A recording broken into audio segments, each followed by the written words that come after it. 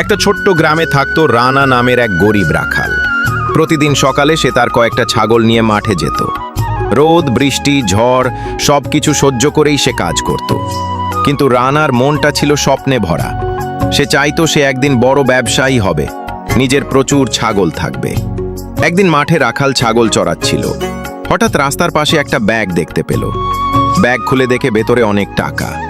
রানা প্রথমে খুশি হয়ে গেল, কিন্তু কিছুক্ষণ পর তার মনে হলো এটা তো আমার না, আমি নিতে পারি না। সে সিদ্ধান্ত নিল ব্যাগটা গ্রামের প্রধানের কাছে জমা দেবে। যেই ভাবা সেই কাজ। রানা তৎক্ষণাৎ গ্রামের প্রধানের বাড়ির দিকে রওনা দিল। প্রধানজি, আমি ছাগল চড়াতে গিয়ে রাস্তার পাশে এই ব্যাগটি কুড়িয়ে পেয়েছি, আর এই ব্যাগের মধ্যে প্রচুর টাকা রয়েছে। তাই ভাবলাম আপনার কাছে জমা দিয়ে যায়।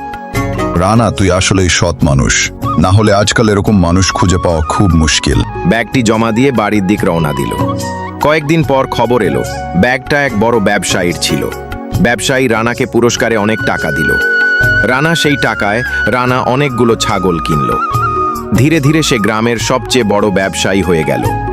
রানা প্রমাণ করে দিল যে সততা থাকলে ভাগ্য একদিন না একদিন বদলাবে।